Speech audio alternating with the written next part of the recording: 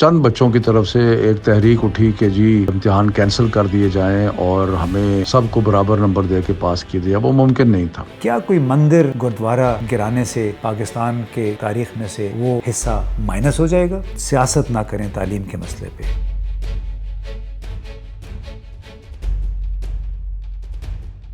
السلام علیکم دوستو. آج کل ملالہ یوسفزئی اور ہمارے وفاقی وزیر تعلیم شفقت محمود خبروں میں ہیں، توجہ کا مرکز بنے ہوئے ہیں. لیکن قبل اس کے کہ ہم آپ کو یہ بتائیں کہ کیوں، آپ ہمارے چینل کو سبسکرائب ضرور کیجیے. اب ذکر ہو جائے ملالہ یوسفزئی کا. کچھ روز پہلے پنجاب ٹیکسٹ بک بورڈ نے آکسفورڈ یونیورسٹی پریس کی چھاپی ہوئی پہلی، دوسری، تیسری جماعت کے بچوں کے لیے کتابیں ضبط کر لی.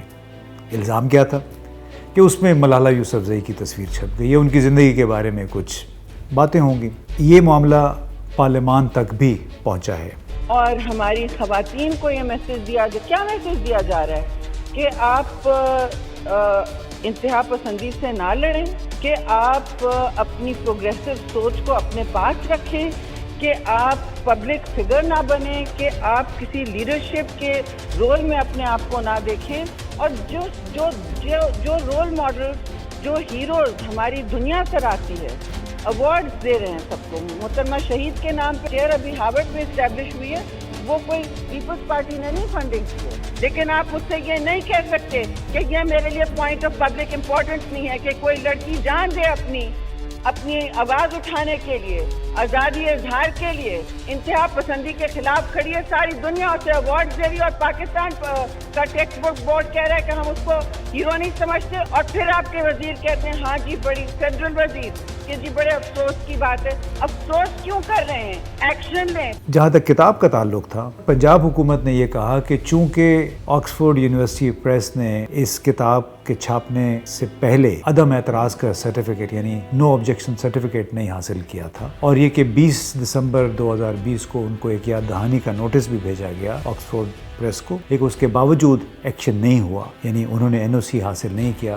لہذا ہم نے کتابیں ضبط کر دیں. عجیب سی یہ بات ہے کہ ایک NOC نہ ہونے کے باعث آپ نے ایک کتاب کا پورا سٹاک ضبط کر دیا.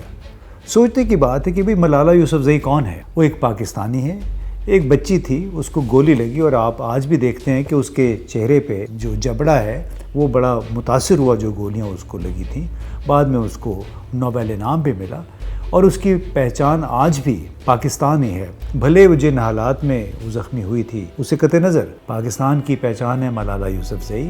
ان کا ذکر اگر آتا ہے پاکستان کے اچیورز کے ساتھ، ان لوگوں کے ساتھ جیسے عبدالستار ایدھی ہیں، میجر عبدالعزیز بھٹی ہیں، بے نظیر بھٹو صاحبہ تھیں، ہماری سابق وزیر اعظم، ان کے ساتھ اگر نام آتا ہے تاریخ کی کتابوں میں تو اس میں برا کیا ہے؟ کون ہیں وہ لوگ جو اس قسم کے منفی سوچ رکھ کے ایسے کام کرتے ہیں جو براہ راست پاکستان کی بدنامی کا سبب بنتے ہیں؟ ملالہ یوسفزئی جن حالات میں برمنگھم گئیں، وہاں پہ علاج ہوا، بڑا اچھی بات ہے، ان کی جان بچی. ابھی پڑھائی بھی تقریباً مکمل کر لی انہوں نے، اور پاکستان کے حوالے سے پہچانی جاتی ہیں. لیکن معلوم نہیں کیسے کوتاہ اندیش لوگ ہیں کہ ایک ایسا کام کیا، مارکیٹ میں لے کے آئے جس کی ملک کو تو چھوڑیں، اپنے لوگوں کی تو کوئی پرواہ نہیں کرتا، لیکن اس ملک سے باہر جتنی بدنامی ہو رہی ہے پاکستان کی، آپ لوگوں کو اس کا اندازہ نہیں ہے. یعنی ہمارے یہ تنگ نظر لوگ ہر دفعہ وقتاً فوقتاً ایسے مواقع پیدا کرتے رہتے ہیں جس کی وجہ سے پاکستان کا نام ایک منفی انداز میں، یعنی پاکستان کے حوالے سے ایک منفی سٹوری جاتی ہے باہر، اور وہ ڈھول پٹتا رہتا ہے. پھر ہمارے حکام شکایت کرتے ہیں کہ ہمارے خلاف ڈس انفارمیشن بہت پھیلائی جا رہی ہے، بہت فیک نیوز ہے، اور پاکستان کو بدنام کیا جا رہا ہے. میری عرض یہ ہے کہ کسی کی تصویر ہٹانے سے، کسی کا نام مٹانے سے، مسجد، مندر یا کوئی گردوارہ گرا دینے سے تاریخ نہیں مٹ جاتی. شخصیات اور ایسے تاریخی مقامات ہر قوم کی، ہر ملک کی تاریخ کا حصہ ہوتے ہیں، مائل سٹونز ہوتے ہیں اس ملک کی سیاسی سماجی تاریخ کے. ان کو مٹا دینے سے، ہٹا دینے سے تاریخ کا پہیہ نہیں رک جاتا، اور نہ ہی تاریخ میں سے ان کو آپ ہٹا سکتے ہیں. جیسے بے نظیر بھٹو صاحبہ کی تصاویر کئی جگہ سے ہٹائی گئیں، تو کیا یہ مناسب ہے؟ دنیا بھر میں ان کو جانا جاتا ہے کہ وہ کسی مسلمان ملک کی، دنیا بھر کی پہلی خاتون وزیر اعظم تھی، مسلمان وزیر اعظم. عرض یہ ہے کہ یہ کام ہمیں بالکل گریز کرنا چاہیے. ہمیں تھوڑا سا پاکستان کا جو امیج ہے وہ بھی ذہن میں رکھنا چاہیے. اور اگر کسی شخصیت کو آپ پسند ہے، آپ کو نہیں پسند ہے، قطع نظر اس کے، اگر وہ پاکستانی ہے، اگر وہ مشہور ہے، اگر انہوں نے کوئی کام کیا ہے جس کی بدولت اس کو شہرت ملی ہے، ہمیں اس کو ایکنالج کرنا چاہیے، ان کو اون کرنا چاہیے. یعنی ہمیں فخر ہونا چاہیے اس بات پہ کہ کسی پاکستانی کا ذکر باہر کے ملکوں میں ہو رہا ہے، مثبت انداز میں ہو رہا ہے. لہٰذا ہماری درخواست ہے کہ یہ جو تنازع ہے اس کو ختم کر کے جو تصاویر اگر چھپ گئی ہیں جانے دیں، اس کو لوگوں کو پتہ چلنا چاہیے کہ ملالہ یوسفزئی کون تھی، کیا وجہ تھی. آپ ان حالات کو رد نہیں کر سکتے ہیں، تاریخ کو مسترد نہیں کر سکتے ہیں. یہاں اگر بچوں کو نہیں پتہ ہوگا تو جب یہ ملک سے باہر جائیں گے تو وہاں ان کو پتہ چل جائے گا.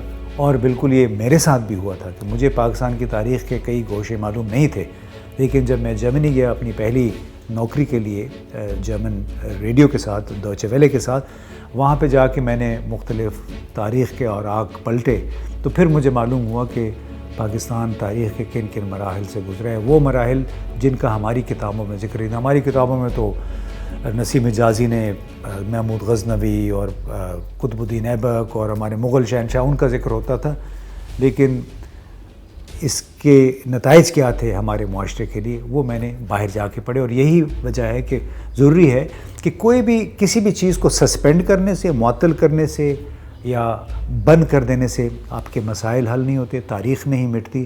لہٰذا یہ سلسلہ جاری رہنا چاہیے. اب ہو جائے بات شفقت محمود صاحب کی، یعنی جو وفاقی وزیر تعلیم ہیں. انہیں ان دنوں ایک بالکل وہ کہتے ہیں ان دی آئی آف دی اسٹارم، کیونکہ انہوں نے ایک پوزیشن لی تھی کہ کورونا کے کیسز بڑھتے چلے جا رہے ہیں، اب چوتھی ویو آئی ہوئی ہے. اس کے باوجود انہوں نے اپنا ایک موقف یہ رکھا کہ امتحانات بالکل باقاعدہ طریقے سے لیے جانے چاہیے. اسکول کھولنے کا فیصلہ بھی جب چونکہ NCOC میں ہمارا national command and operation centre میں وہ بیٹھے ہوئے ہیں، اجلاسوں میں شرکت کرتے ہیں، تو انہی کی مشاورت سے پھر اسکول بھی دوبارہ کھولنے کا فیصلہ کیا گیا. ابھی ہم نے ان سے پوچھا کہ آخر جب NCOC میں اسکولوں کے حوالے سے بات چیت ہو رہی تھی تو وہ کون سے عوامل تھے جن کے باعث اسکول کھولنے اور خاص طور پہ امتحانات باقاعدہ انداز میں لینے کا فیصلہ کیا گیا. تو آئیے سنتے ہیں انہوں نے ہمیں کیا بتایا. پاکستان میں پچھلے 2 سال سے امتحانات نہیں ہوئے، جس کی وجہ سے لوگوں کے لرننگ لیولز جو ہیں اس کو شدید نقصان پہنچا.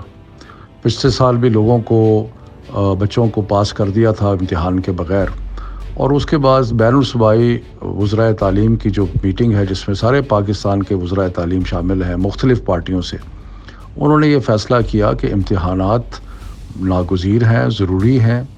اور اب تو یہ بھی ممکن نہیں ہے کہ پچھلے سال کے رزلٹ پہ پاس کر دیا جائے، کیونکہ پچھلے سال کا رزلٹ ہی نہیں ہے.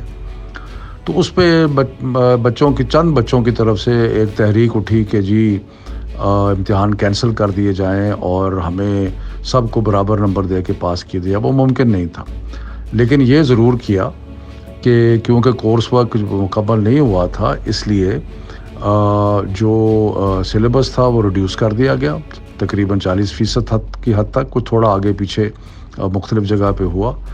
اس کے علاوہ جو امتحانات کے مضامین تھے ان کو کم کر دیا گیا، یعنی کہ میٹرک میں 8 تھے ان کو 4 کر دیا گیا، انٹرمیڈیٹ میں 7 تھے ان کو 4 کر دیا گیا. اور اس کے علاوہ تقریباً 3 ماہ امتحانات کو ملتوی کیا تاکہ بچوں کو مزید ٹائم ملے پڑھائی کرنے کا. تو اس لیے اور پھر بھی اگر کوئی بچہ تیار نہیں ہے تو سپلیمنٹری امتحان جو ہے وہ 2 مہینے کے بعد ہو رہے ہیں، اور اس میں اگر وہ ایبسنٹ مارک ہوتی ہے ان کی تو وہ پورے کا پورا امتحان جو ہے وہ سپلیمنٹری میں لے سکتے ہیں.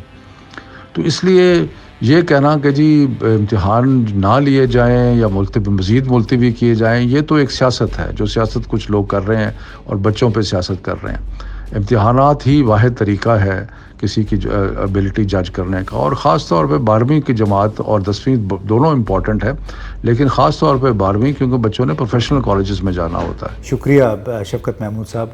آپ نے سنا کہ بنیادی طور پہ شفقت محمود صاحب نے وہی بات کی جو برطانیہ کے وزیر اعظم بورس جانسن نے کی تھی گزشتہ سال، اور پھر جرمنی کی چانسلر یعنی وہاں کی جو وزیر اعظم ہے انگیلا مرکل نے کی تھی جب اسکول یعنی تعلیمی ادارے کھولنے کی بات آئی تھی. دونوں رہنماؤں نے بڑے واضح انداز میں یہ کہا تھا کہ ہم انڈیفینیٹلی اسکولوں کو تعلیمی اداروں کو بند نہیں رکھ سکتے، یہ قوم کو اور بچوں کو ہم تاریکی میں نہیں رکھ سکتے، یہ انگیلا مرکل کے الفاظ تھے۔ اور بورس جانسن نے بھی یہ کہا کہ ہمیں سیکھنا پڑے گا کہ کورونا کے ساتھ ساتھ ہم نے کیسے اپنے تعلیمی سفر کو جاری رکھنا ہے، ہم جہالت کے اندھیروں میں بچوں کو نہیں دھکیل سکتے ہیں۔